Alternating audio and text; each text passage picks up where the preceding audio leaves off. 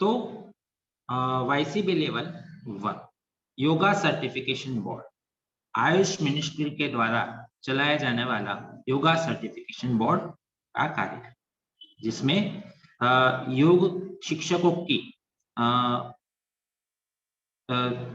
जो कहते हैं गुणवत्ता इम्प्रूव हो, उसके लिए नए टीचर जो बन रहे हैं वो अच्छी प्रकार से बन पाए, अच्छा ज्ञान ले पाए, उसके लिए वो एक कार्यक्रम चलाते हैं। तो ये कार्यक्रम में आप लोग जुड़े हो, आप लोगों का हार्दिक स्वागत। आज हम उसका सिलेबस समझेंगे, किस प्रकार का एक कार्यक्रम।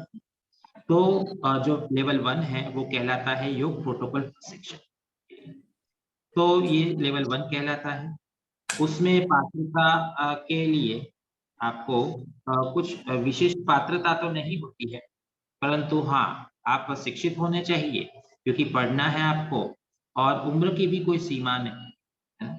तो पाठ्यक्रम में प्रवेश के लिए सुझाव या तो वांछित है कि उम्मीदवार के 10th पास होना चाहिए, माध्यमिक शिक्षण उन्होंने लिया हो या उसके समकक्ष लिया हो तो भी प्रवेश तो कर सकते हैं, कोई प्रॉब्लम नहीं है।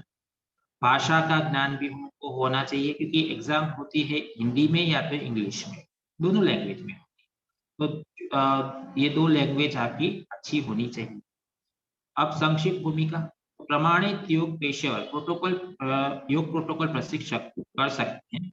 योग सामान्य योग प्रोटोकॉल की मूल बातें सिखाने के लिए आयुष मंत्रालय द्वारा विकसित किया गया, रोगों की रोकथाम के लिए, स्वास्थ्य को बढ़ावा देने के लिए अंतर्राष्ट्रीय योग दिवस में इस योग प्रोटोकॉल को सिखाया जाता है। परंतु चूंकि हमारे अभ्यासक्रम में हमने जो प्रोटोकॉल है उससे भी ज्यादा आसन का अभ्यास, प्राणायाम का अभ्यास और सारे अभ्यास जो प्रैक्टिसेस है वो इंक्लूड की है एडिशनली, क्योंकि वैसे भी एग्जाम के सिलेबस ये है, पर फिर भी प्रैक्टिकल में कुछ ज्यादा वो पूछ भी सकते हैं उनकी विलिंगनेस के अनुसार। तो मैंने अपने हिसाब से ऐड कर ही दिया है ऑलरेडी, तो आपको कोई समस्या आयु की कोई सीमा नहीं। अब कोर्स की अवधि, हाँ, कई लोगों को ऐसा होता है कि जो हम नॉर्मली योग के टीचर ट्रेनिंग कोर्स देखते हैं तो वो आवर्स में देखते हैं कि 100 आवर्स का है, 200 आवर्स का है, 300 आवर्स का, 500 आवर्स का है। तो ये जो आप अभी सर्टिफिकेशन कोर्स करने जा रहे हो लेवल 1 है ना, वो 200 hour equivalent teacher training course के इक्विवेलेंट गिना जाएगा, है ना।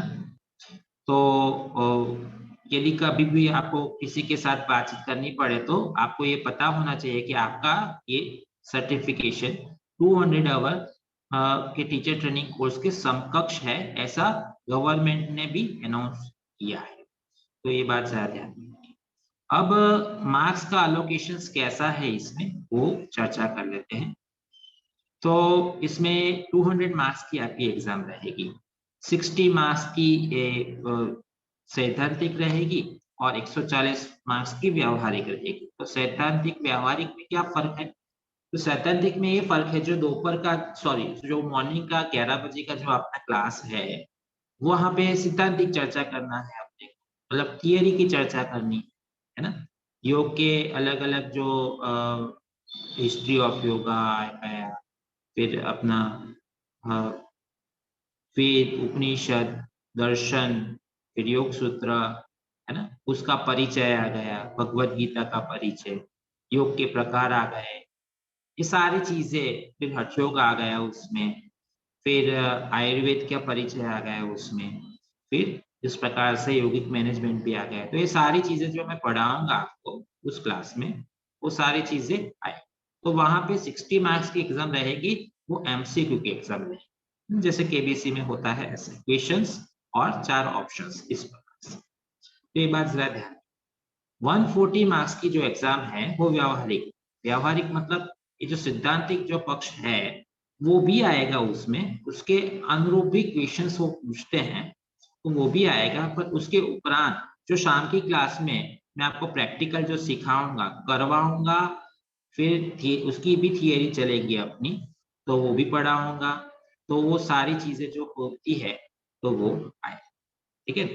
और डिटेल में हम जानते हैं कि सैद्धांतिक पक्ष में क्या आएगा, व्यवहारिक। तो सैद्धांतिक में योग और योगाभ्यास का परिचय, योग ग्रंथों का परिचय, स्वास्थ्य संवर्धन के लिए योग, ये उन्होंने सिर्फ ऊपर ऊपर से कहा। प्रैक्टिकल में क्या होता है कि डेमोन्स्ट्रेशन स्किल तो वो 80 मार्क्स की होती है, टीचिंग स्किल वो 40 मार्क्स की होती है, नॉलेज का जो पार्ट होता है जो ये सैद्धांतिक पक्ष में से वो लेते हैं वो 10 मार्क का होता है। फील्ड एक्सपीरियंस यदि है तो वो भी 10 मार्क का, राइट। तो कुल मिला के 140 और टोटल 200। अब देखते हैं और डेप्थ में कि भाई सैद्धांतिक पक्ष है उसमें क्या आएगा। तो उसमें योग और योगाभ्यास का परिचय, जैसे कि योग उसकी व्युत्पत्ति, परिभाषा है, मतलब कि योग क्या है उसकी डेफिनेशन, उद्देश्य और गलत उसकी धारणा है। फिर योग का इतिहास और उसका विकास कैसे हुआ उसकी डिटेल। फिर योगाभ्यासियों द्वारा अनुकरण किए जाने वाले मार्गदर्शन सिद्धांत। भाई योगाभ्यासी को योगाभ्यास कराना है तो किस किस चीजों का ध्यान रखना चाहिए। फिर योग के सिद्धांत, त्रिगुण क्या होता है, अंतःकरण चतुष्टय क्या होते हैं, त्रिशरीर क्या होता है, पंचकोश क्या होता है, पंच प्राण क्या होता है, पंच उपप्राण क्या होता है, चक्र क्या होता है, ये सारी डिटेलिंग आएगी। फिर योग के प्रमुख विद्यालय, तो उसमें योग के प्रमुख प्रकार जो आएगा, प्रमुख प्रकार ही आएंगे सब में। योग तो अनंत प्रकार है उसके, तो ज्ञान योग, भक्ति योग, कर्म योग, फिर राजयोग, पतंजलि योग को राजयोग के, और हठ योग का परिचय। फिर स्वास्थ्य और कल्याण के लिए योग प्रथाओं का परिचय। फिर हठ योग आएगा, हठ योग के अंतर्गत षटकर्म का परिचय, योग साधना में अर्थ, उद्देश्य और उनका महत्व, यौगिक सूक्ष्म व्यायाम, स्थूल व्यायाम और सूर्य नमस्कार का परिचय, योगासन का परिचय, अर्थ सिद्धांत और उनके स्वास्थ्य लाभ, प्राणायाम और ध्यान का परिचय और उनके स्वास्थ्य लाभ। इतनी चीजें तो आनी। इसके अलावा भी योग ग्रंथों का परिचय, तो उसमें लेवल 1 जो है ना उसमें परिचय वाला हिस्सा है ना। आप वैसे तो प्रमुख ग्रंथ क्या कौन से माने गए हैं, योग सूत्र, भगवत गीता है, योग सूत्र है, फिर हठ योग प्रदीपिका है, घेरण संहिता है, शिव संहिता है, फिर वेद है, उपनिषद है, 6 दर्शन है। तो वैसे देखा जाए तो कितना सारा पढ़ेगा, ठीक है नहीं, ये तो सिर्फ थियरी पढ़ेगा, अब प्रैक्टिकल में भी कितना जाए, तो कैसे हो सकता है 1.5-2 महीने। पर ये इसीलिए हो पाता है क्योंकि सभी का हमें परिचय है ना, परिचय लेना है, उसके उपरांत उसकी जो मुख्य मुख्य बातें हैं उसको हमें अच्छे से पढ़ना है, याद करना है, तो चीज भी आएगी उसमें, तो इसीलिए हो जाता है। फिर पतंजलि योग सूत्र का परिचय, उसका अध्ययन, फिर भगवत गीता का परिचय और उसका अध्ययन। फिर यहाँ पे हठ प्रदीपिका है, उनका लिखना में गलती हो गई है, तो हठ प्रदीपिका का परिचय और अध्ययन। फिर प्रस्थान त्रय क्या होता है वो परिचय, फिर आहार की अवधारणा और सिद्धांत एवं हठ योग प्रदीपिका और भगवत गीता के अनुसार आहार की, ठीक, मतलब मिताहार क्या होता है, युक्ताहार क्या होता है।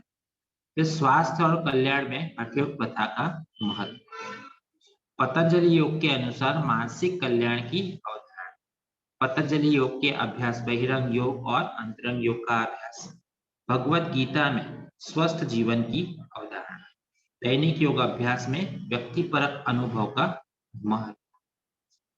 फिर स्वास्थ्य संवर्धन के लिए तो फिजियोलॉजी, एनाटॉमी भी आएगी आपकी पढ़ेगी, जो योग टीचर को जितनी चाहिए उतनी, तो न कम न ज्यादा।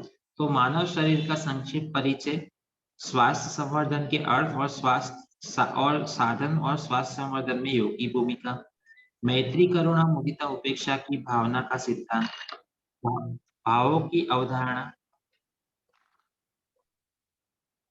भावना चतुष्टय जिसे कहते हैं वो, धर्म, अर्थ, धर्म, ज्ञान, वैराग्य, ऐश्वर्य और उसकी प्रासंगिकता, यौगिक जीवन शैली के संबंध में दिनचर्या और ऋतुचर्या, स्वास्थ्य और रोग के प्रति योग का समग्र दृष्टिकोण, फिर प्राथमिक उपचार, कार्डियोपल्मोनरी रिसर्च मतलब कि हार्ट डिसीज के बारे में जानकारी, तनाव योग प्रबंधन मतलब के स्ट्रेस, डिप्रेशन, एंजाइटी के बारे में यौगिक उपचार, फिर चयापचय और श्वसन संबंधी विकारों की रोकथाम के लिए रेस्पिरेटरी इशू के लिए उसकी रोकथाम के लिए यौगिक मैनेजमेंट, फिर डाइजेस्टिव सिस्टम के लिए यौगिक मैनेजमेंट और व्यक्तित्व विकास के लिए योग, है ना? समुचित विकास के लिए योग किस प्रकार से काम में आता है वो जानें। फिर प्रैक्टिकल का पोर्शन, है ना, जो हमें शाम की क्लास में करना है वो, तो उसमें सबसे पहले तो प्रार्थना के बारे में जानकारी, तो प्रणव और भजन की अवधारणा और पाठ, मतलब कि मैं आपको एक ऑडियो दे दूंगा, उस प्रकार से जब शुरुआत की जो प्रार्थना होती है ना, तो वो तो आपको तैयार है ना, तो वो आपको करना है, बस इतनी सी ही बात है इसमें और कुछ नहीं। फिर योग की तकनीक मतलब कि षटकर्म के बारे में जान, अब कोई षटकर्म आपको एग्जाम में करके नहीं दिखाने हैं, एक भी नहीं, परंतु चूंकि योग की परीक्षा है, योग के बारे में आप पढ़ाई कर रहे हो तो सारी जानकारी आपको होनी चाहिए, ठीक। तो षटकर्म के बारे में पूरी जानकारी आपको होनी चाहिए। फिर सूक्ष्म व्यायाम, स्थूल व्यायाम, यौगिक सूक्ष्म व्यायाम के बारे में सारी जानकारी। ये जो सूक्ष्म व्यायाम जो है ना, वो धीरेन्द्र ब्रह्मचारी जी ने 48 सूक्ष्म व्यायाम, धीरेन्द्र ब्रह्मचारी कौन थे? इंदिरा गांधी जी के टीचर, और अभी जो मोरारजी देसाई जो इंस्टीट्यूट है ना, उनके संस्थापक थे, पहले नाम उसका दूसरा। तो उसमें से कुछ सूक्ष्म व्यायाम हमारे सिलेबस में है, तो वो हमें पढ़ने हैं और वो हमें तैयार, ठीक है। तो उसमें कौन कौन से सूक्ष्म व्यायाम आते हैं? तो गर्दन की मूवमेंट, ग्रीवा, जिसे ग्रीवा शक्ति विकास शक्ति है, उनके सारे सूक्ष्म व्यायाम खड़े रह के किए जाते हैं।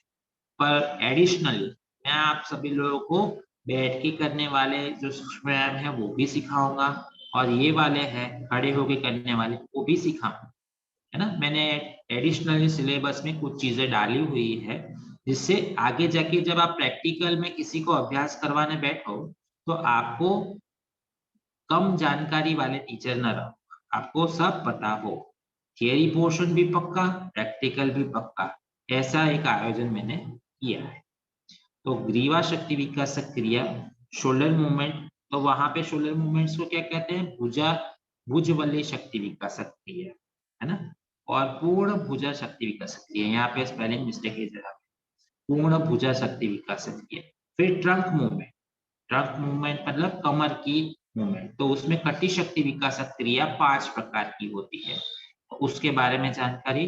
फिर घुटने की मूवमेंट, तो वो 2 प्रकार की वहां पे है कि एक तो जंगा शक्ति विकासक और जानु शक्ति विकासक। तो जंगा शक्ति विकास मतलब क्या, थाइस है उसकी क्रिया है, तो वो 2 क्रियाएं इन्होंने इंक्लूड की है। और जानु शक्ति विकासक, फिर टखनों की गति, तो उसमें पाद मूल शक्ति विकासक क्रिया 2 है, तो वो आएगा। और फिर विल्फ पाद पृष्ठ पाद तल शक्ति विकासक। आपको नाम थोड़े टफ लगते होंगे ये, ऐसा नहीं, ये सारी मूवमेंट आप करते ही है ना। यदि जो हर रोज योग की प्रैक्टिस करता है तो वो ये चीज करता ही है, परंतु वो सिटिंग पोजीशन में करता, तो कुछ कुछ मिली जुली प्रैक्टिस ही है, ऐसी कोई नई बात नहीं है। नाम ऐसे थोड़े कठिन लगेंगे आपको, तो वो तो पढ़ रहे हैं तो फिर थोड़ी तो ऐसी बातें आएंगी। फिर दूसरा स्थूल व्यायाम, जिसे मैक्रो सर्कुलेशन कहते हैं, वो सर्वांग पुष्टि और हृदय, 2 चीजें। उसके बाद में महत्वपूर्ण सूर्य नमस्कार का अभ्यास। सूर्य नमस्कार का अभ्यास जो हम ट्रेडिशनली करते हैं ना, वो नहीं कि उसके जो अलग अलग वेरिएशन जो चलते आ रहे हैं उसके बारे में वो नहीं पूछते। ये पूरा अभ्यासक्रम ट्रेडिशनल योगा प्रैक्टिस के ऊपर है ना। तो वो जो है योग सूर्य नमस्कार ट्रेडिशनल वे में जो किया जाता है उस प्रकार से मैं सिखाऊंगा। फिर अलग अलग योगासन के अभ्यास, यहाँ पे जो उन्होंने लिखे उससे ज्यादा भी मैं आपको करवाऊंगा। तो ताड़ासन, वृक्षासन, अर्धचक्रासन, पाद हस्तासन, कटी चक्रासन, त्रिकोणासन, ये स्टैंडिंग में। फिर दंडासन, सुखासन, पद्मासन, वज्रासन में ये ध्यानात्मक आसन। फिर भद्रासन, मंडूकासन, उष्ट्रासन, शशांकासन, तानमंडूकासन, ये वज्रासन में करने वाले। फिर पश्चिमोत्तानासन, पूर्वोत्तानासन, ये दंडासन में करने वाले हैं। फिर वक्रासन, गोमुखासन, भुजंगासन, वक्रासन और गोमुखासन।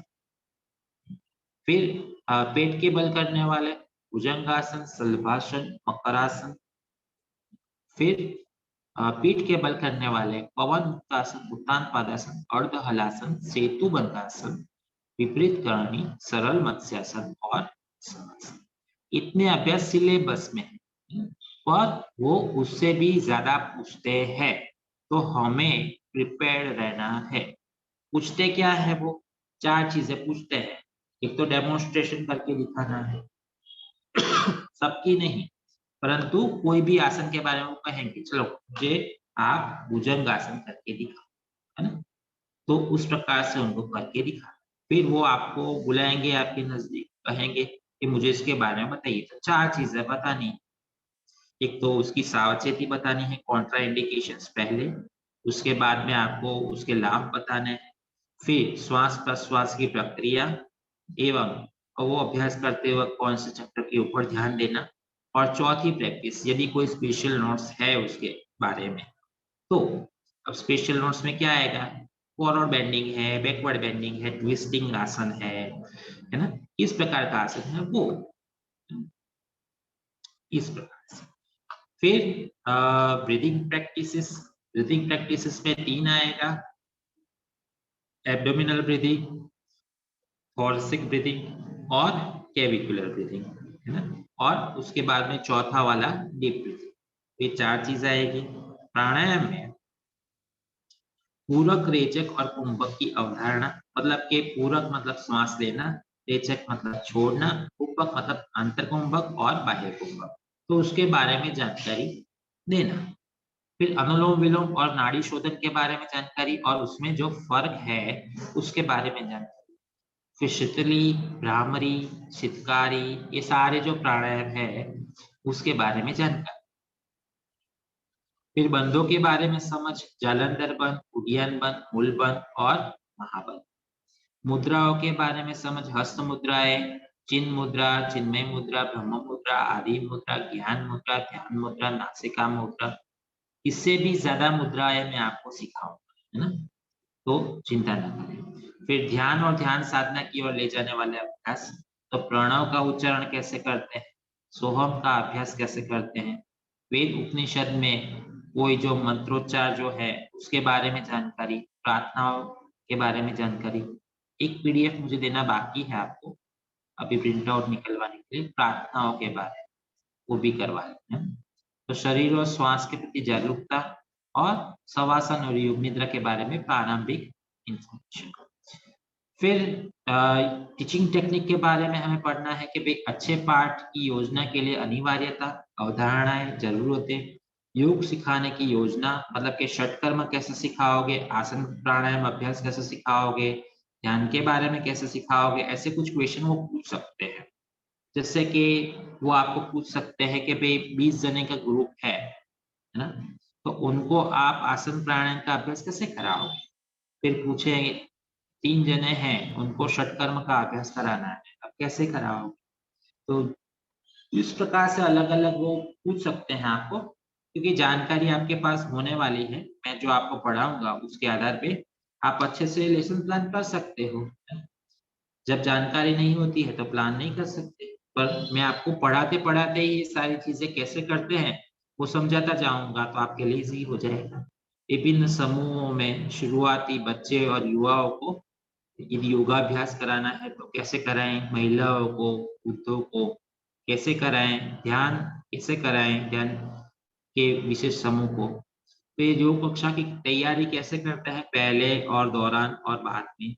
योग शिक्षक को प्रभावित करने वाले कारण, योग में कक्षा प्रबंधन, है ना, और उसकी जरूरत है। योग के व्यावहारिक पाठों को संचालन करना, सावधानी, अभ्यास और विरोध।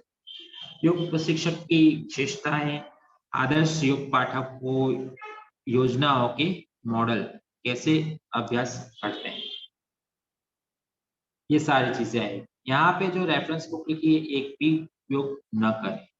यदि करो, बुक्स अच्छी हैं, सारी अच्छी बुक्स हैं, बहुत बेहतरीन बुक्स है ना, पर ये अभी नहीं, एग्जाम खत्म हो जाए ना उसके बाद में पढ़ ले इसे, यदि आपके पास है तो भी, इसमें से कोई भी, क्योंकि बात इतनी सी है, क्योंकि ये सारी चीज यदि आप पढ़ने बैठोगे ना तो आपका कोर्स 1.5-2 महीने में खत्म नहीं होगा। तो मैं जो मटेरियल आपको देता हूँ उसका ही इस्तेमाल करें। अब मैं आपको सेम टू सेम सिलेबस है लेवल 2 का, तो उसका भी थोड़ा डिस्कशन कर लेते हैं, तो आपको एक वो हो जाए कि नहीं उसका भी डिस्कशन हुआ, बाकी तो एक ही बात, ठीक है ना। अब लेवल 2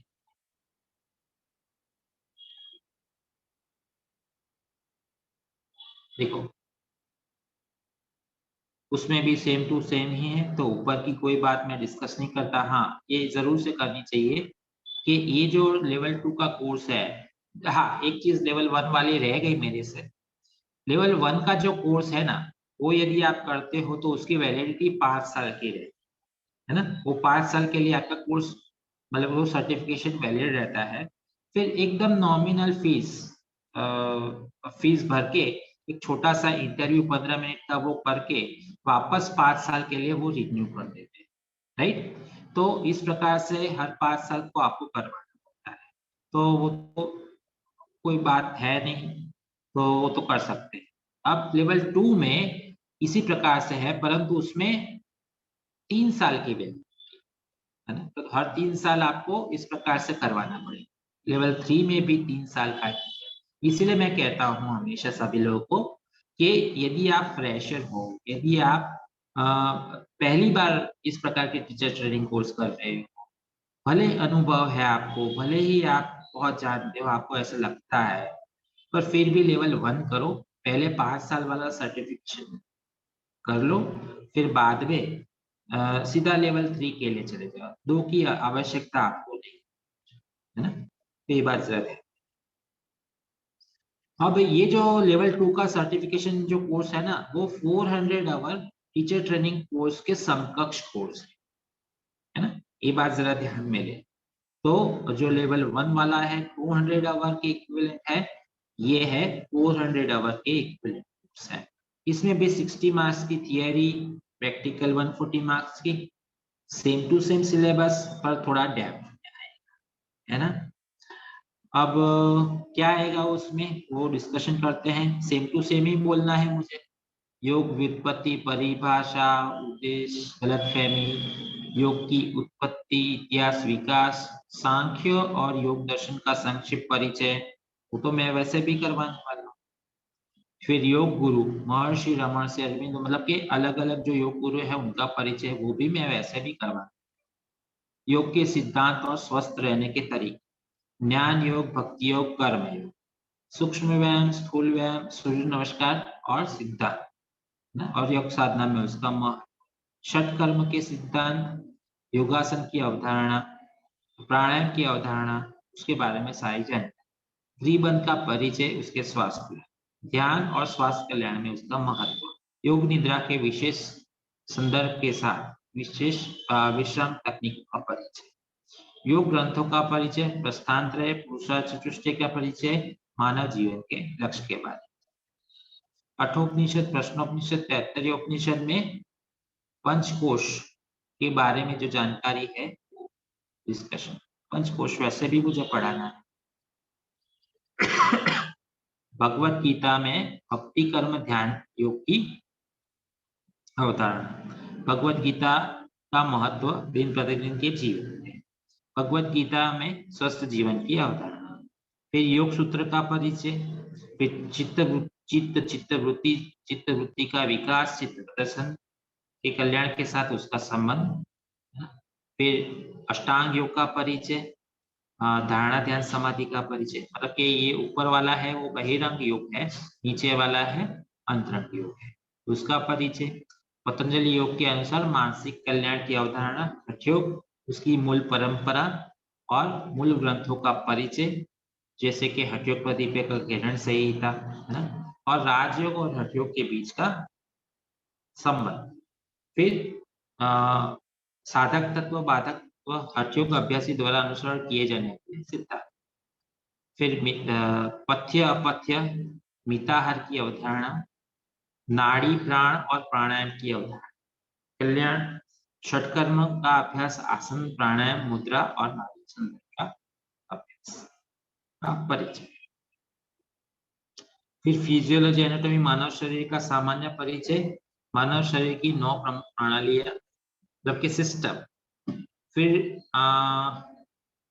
संवेदी अंग के बारे में परिचय, आंख नाक कान जीभ त्वचा।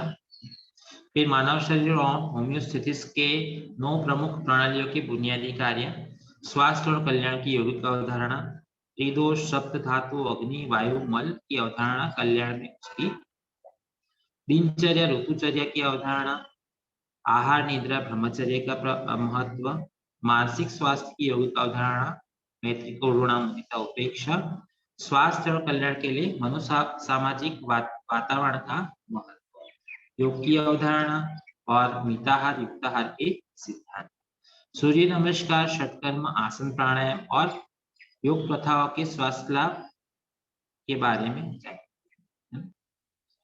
फिर सामान्य रोगों का ज्ञान, योग द्वारा उसकी रोकथाम और प्रबंधन, तनाव की अवधारणा, तनाव योग प्रबंधन, सेम टू सेम है सारी चीज। योग का जो प्रैक्टिकल है वो, तो प्रणव की संकल्पना का पाठ, मतलब जो प्रेयर के बारे में मैंने आपको कहा वो। फिर मैं आपको एक लिस्ट दे दूंगा प्रेयर का, तो वो भी मिल जाएगा।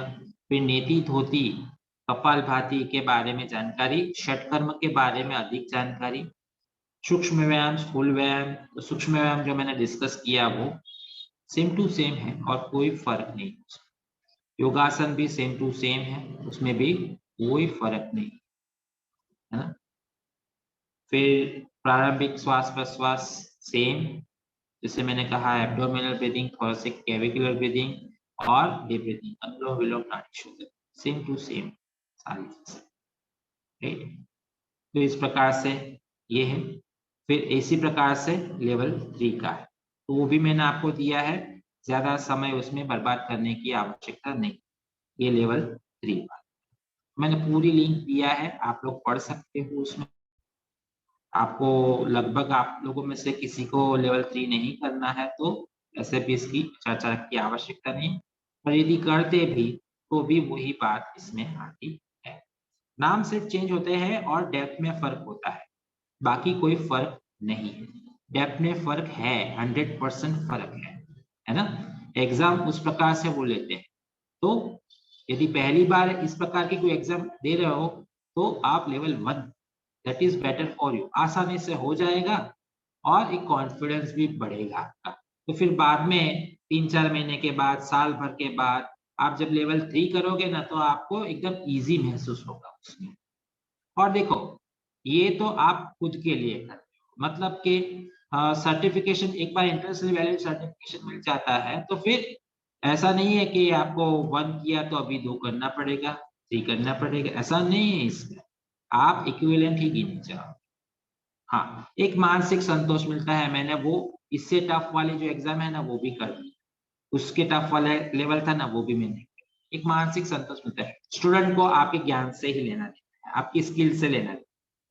तो स्टूडेंट्स तो कोई वैसे भी सर्टिफिकेट के लिए नहीं पूछता, परंतु हाँ, यदि आप एब्रॉड में सिखा रहे हो तो लेना देना होता है कि गवर्नमेंट को एक सर्टिफिकेट आपको सबमिट करना पड़ता है और इसकी एक प्रोसीजर होती है। हमारे इंडिया में अभी ऐसा कुछ, तो वो बात भी, अभी किसी को क्वेश्चन हो तो पूछ सकते।